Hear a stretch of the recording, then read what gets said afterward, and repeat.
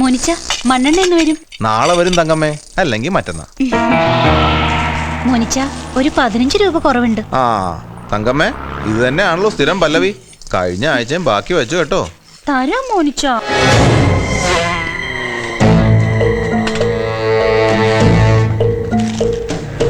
മോനിച്ച ആരാ?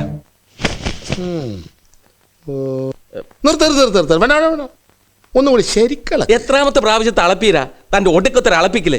എന്റെ ഒടുക്കത്തെ അളപ്പല്ല, നിന്റെ അവസാനത്തെ അളപ്പാ. നിന്റെ മുതലാളി ഉണ്ടല്ലോ ടൈലർ മണി, അവനെ കൊണ്ടുവരും ഞാൻ അളപ്പിക്കും. ടൈലർ മണിയുടെ കടയല്ലേ ഇത്? അതെ.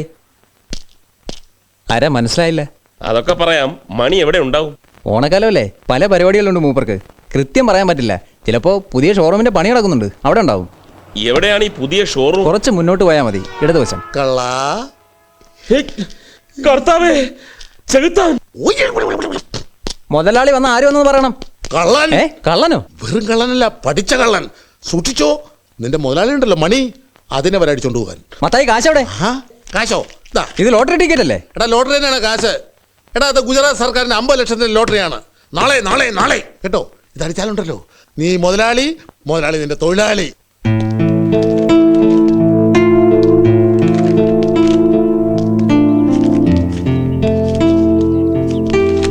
സാറിന് ഇപ്പൊ തോന്നിയ സംശയം അന്നും ചിലർക്ക് തോന്നിയിരുന്നു. സമ്പന്നന് നാട്ടിലെ പ്രമാണിമായ മാണിക്കുഞ്ഞ് ഒരു സുപ്രഭാതത്തിൽ കൊല്ലപ്പെട്ടതായി വാർത്ത വരുന്നു. ആ മനുഷ്യനോട് എനിക്ക് വിരോധമുണ്ടെന്നുള്ളത് രഹസ്യമല്ല. ന്യായമായും സംശയം എന്നിലേക്കും തിരിയും. അന്നതുണ്ടായി. അടുത്ത ദിവസത്തെ പേപ്പറുകളിൽ ആ സംശയം ന്യൂസായി വന്നു.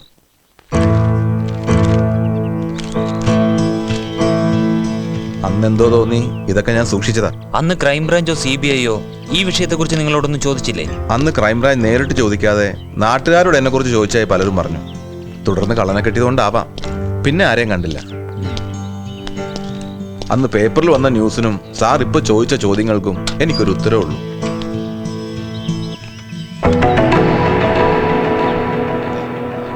നാദാമംഗലം പൗരമുന്നണിയുടെ ആഭിമുഖ്യത്തിൽ ഓണാഘോഷത്തിന്റെ ഭാഗമായി നടത്തപ്പെടുന്ന കൂട്ടയോട്ടത്തിലേക്ക് എല്ലാവരെയും ഞാൻ വിനീതമായി സ്വാഗതം ചെയ്തുകൊള്ളുന്നു. കൈയടിക്ക് നന്ദി. സ്നേഹമുള്ള നാട്ടുകാരെ, സുഹൃത്തുക്കളെ, ഈ കൂട്ടയോട്ടത്തിൽ ഒന്നാമനില്ല, രണ്ടാമനില്ല, ഒടുവിലെത്തുന്നവനില്ല.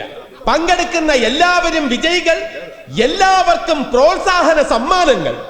സുഹൃത്തുക്കളെ, കൂട്ടയോട്ടം ആരംഭിക്കാൻ പോവുകയാണ്. Get ready.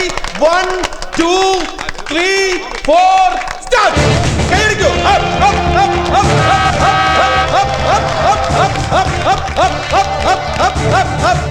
അതാ ടൈലർ മണി.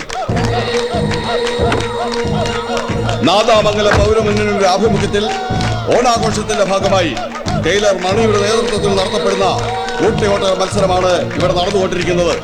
കൈയടിച്ച് ഈ കൂട്ടയോട്ട മത്സരത്തെ ടൈലർ മണി. നമസ്കാരം സാർ. പൗരമുന്നണിയൊക്കെ ഇപ്പോഴും ഉണ്ടോ? ഉണ്ട് സാർ. അതിന്റെ ഭാഗമായിട്ടാണ് ഈ ഓണാഘോഷവും കൂട്ടയോട്ടവും ഒക്കെ. അതെ, മണിയോട് 1-2 കാര്യങ്ങൾ സംസാരിക്കുന്നുണ്ട്. ഒന്ന് അകത്തോട്ട് കയറാം. ശരി സാർ. സാറിനെ കുറിച്ച് ഒരുപാട് കേട്ടിട്ടുണ്ടെങ്കിൽ നേരിട്ട് കാണുന്നത് ഇത് ആദ്യമായിട്ടാണ്. എന്താ സാർ സംസാരിക്കാനുണ്ടെന്ന് പറഞ്ഞത്? മണി ഫ്രീ ആണോ? ഈ കൂട്ടയോട്ടം കഴിഞ്ഞാൽ ഒരു 7 മണിയോടെ ഞാൻ ഫ്രീ ആവും. സാർ എവിടെയാ ഉള്ളതെന്ന് വെച്ചാൽ ഞാൻ വന്ന് കണ്ടോളാം. അത് വേണ്ട, മണി എവിടെ ഉണ്ടാവും പറഞ്ഞാൽ മതി, ഞങ്ങൾ വന്ന് കണ്ടോളാം. പഴയ കടയുടെ അല്പം മാറി ഒരു ഷോറൂം. അറിയാം, ഞാൻ അവിടെ പോയിരുന്നു. ശരിക്കും പറഞ്ഞാൽ അവിടെ നിന്നാണ് മണിയുടെ തുടക്കം. ടൈലറിംഗ് ഷോപ്പായിരുന്നു, പിന്നെ ടെക്സ്റ്റൈൽ ഷോപ്പാക്കി മാറ്റിയെന്ന് മാത്രം. ഇപ്പൊ ടൈലറിംഗ് ഇല്ലേ? ഉണ്ട് സാർ. ടെക്സ്റ്റൈൽസിന്റെ ബാക്കിലുള്ള കെട്ടിടത്തിലോട്ട് മാറ്റിയിരിക്കുക. അപ്പൊ ശരി, കൂട്ടയോട്ടം നടക്കട്ടെ. രാത്രി 10 മണിക്ക്.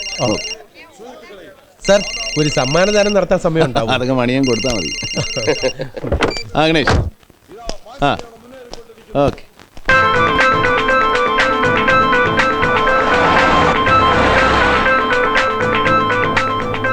നിങ്ങളും മാണിക്കുഞ്ഞ് തമ്മിൽ പള്ളിയിൽ വെച്ച് വഴക്കുണ്ടായി. അതിനുശേഷം നിങ്ങൾ അയാളൊരു കള്ളക്കേസിൽ കുടുക്കി. ഓ സാർ, പോലീസുകാർ എന്നെ തല്ലി ചതച്ചു. അപ്പോ ന്യായമായിട്ടും നിങ്ങൾക്ക് അയാളോട് വൈരാഗ്യം ഉണ്ടായി? ഉണ്ടായിരുന്നു സാർ. തന്നോട് കടുത്ത വിരോധമുള്ള ഒരാൾക്ക് മാണിക്കുഞ്ഞ് ഇതുപോലുള്ള ചെക്ക്, അതും ബ്ലാങ്ക് ചെക്ക്, ഇനി ഏത് രീതിയിലായാലും കൊടുക്കൂ? വിശ്വസിക്കാൻ ബുദ്ധിമുട്ടുണ്ട്, അതാ ചോദിക്കുന്നത്. ഇതൊരു കുറ്റബോധത്തിൽ നിന്നുണ്ടായ പരിഹാരമാണ് സാർ. അദ്ദേഹത്തിന്റെ കുടുംബം മുഴുവൻ ഒരു ആക്സിഡന്റിൽപ്പെട്ട് ഒരു പക്ഷേ അതെന്റെ അമ്മയുടെ ശാപമാണെന്ന് തോന്നലിന്റെ പ്രായച്ചിത്തമായിരിക്കാം. ഒരിക്കലും ഒരു അവകാശവും പറഞ്ഞ് ഞാൻ അവിടെ പോയിട്ടില്ല. അദ്ദേഹം ആളെ വിട്ട് പല പ്രാവശ്യം നിർബന്ധിച്ചുകൊണ്ടാ ഞാൻ അന്ന് പോയത് തന്നെ. സംഭവിച്ചതെല്ലാം മറക്കണം, പൊറുക്കണം. ഞാൻ ഇവിടെയുള്ളതെല്ലാം വിറ്റുപിറക്കി ഊട്ടിയിലോ മറ്റോ സെറ്റിൽ ചെയ്യാൻ പോവുകയാണ്. അതിനു മുമ്പ് ഒരു കടമ തീർക്കാനുണ്ടെന്ന് പറഞ്ഞിട്ടാ ഇഷ്ടമുള്ള തുക എഴുതിയെടുത്തോളാൻ പറഞ്ഞ് ഈ ബ്ലാങ്ക് ചെക്ക് എന്നെ ഏൽപ്പിച്ചത്. എന്നിട്ടെന്താ പിന്നെ ഈ ചെക്ക് ഉപയോഗിക്കായിരുന്നത്? നിർബന്ധിച്ചതുകൊണ്ടാ ഞാനത് വാങ്ങിയത്. പിന്നെ എന്തോ ഒരു അഭിമാനക്കുറവ് തോന്നി വേണ്ടാന്ന് വെച്ചു. മോനിച്ചന്റെ കല്യാണം കഴിഞ്ഞോ? കഴിഞ്ഞു. ഒരു കുഞ്ഞുണ്ട്. പക്ഷേ അവരിപ്പോ അവരുടെ വീട്ടിലാ. എന്താ അപ്പോഴേക്കും ഡൈവേഴ്സ് ആയോ? അതല്ല സാർ, ഒരാഴ്ച നിൽക്കാൻ പോയതാ. മാണിക്കുഞ്ഞിന്റെ സ്വത്തുക്കൾ മുഴുവൻ വാങ്ങിച്ചത് പാർട്ട്നേഴ്സ് ആണല്ലോ. അതിൽ പലർക്കും അഭിപ്രായ വ്യത്യാസമുണ്ട്. മോനിച്ചനോ?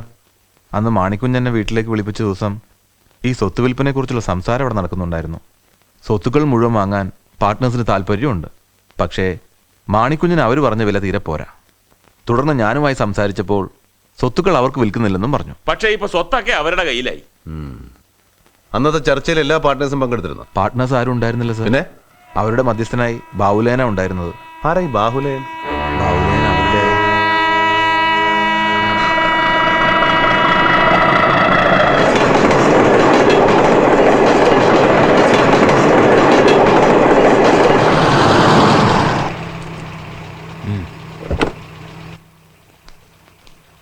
ശരി സാർ. ശരി.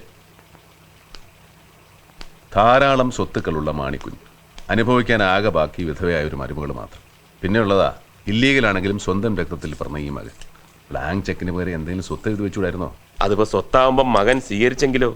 ചെക്കായതുകൊണ്ടല്ലേ അഭിമാനക്കുറവുണ്ടായത്. അച്ഛൻ ചെക്ക് വെച്ചതാണോ മകൻ അച്ഛനിട്ട് ചെക്ക് വെച്ചതാണോ ആർക്കറിയാം സാർ.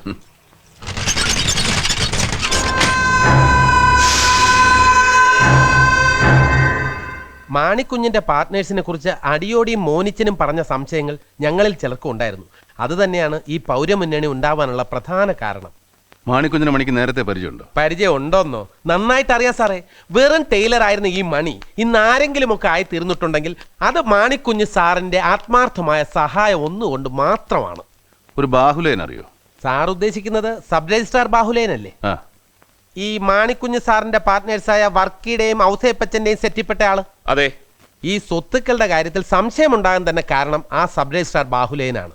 അപ്പോൾ ആളത്ര യോഗ്യനല്ല. മണിക്ക് ഇപ്പോഴും അവരെയൊക്കെ സംശയമുണ്ടോ? എല്ലാം കഴിഞ്ഞിട്ട് വർഷങ്ങളായില്ലേ, ഇനി സംശയം ഉണ്ടായിട്ട് എന്ത് കാര്യം സാർ? ഈ ഡോക്ടർ വിജയലക്ഷ്മി അറിയോ? പോലീസ് സർജൻ, അന്ന് പോസ്റ്റ്മോർട്ടം ചെയ്ത. കേട്ടിട്ടുണ്ട്. അന്ന് പോസ്റ്റ്മോർട്ടം ചെയ്ത സമയത്ത് കണ്ടു എന്നല്ലാതെ അവരുമായിട്ട് നേരിട്ട് പരിചയമില്ല. മോനിച്ചനെയോ? അറിയാം. ആ ഒരു കാര്യത്തിൽ എനിക്ക് മാണിക്കുഞ്ഞ് സാറുമായിട്ട് അഭിപ്രായ വ്യത്യാസമുണ്ട്. അപ്പൊ ശരി മണി. അടിച്ചു കിട്ടിയോ? കിട്ടി. സാർ ഒരു മിനിറ്റ്. ഇവിടെ പ്രൈവറ്റ് ബസ് സ്റ്റാൻഡിനടുത്ത് ഞാനൊരു ചെറിയ കട കൂടി തുടങ്ങുന്നുണ്ട്. അതിൻ്റെ ഇൻവിറ്റേഷനാ. ഐശ്വര്യമായിട്ട് സാറിന് എന്നെ ആദ്യം ഇരിക്കട്ടെ. കവറില്ല, ക്ഷമിക്കണം. സാർ വന്ന് അനുഗ്രഹിക്കണേ സാർ. അനുഗ്രഹമൊക്കെ ഉണ്ടാവും, പക്ഷെ വരുന്ന കാര്യം സംശയം. ഞങ്ങൾക്ക് പല പരിമിതികളുണ്ട് മണി. അല്ലേ?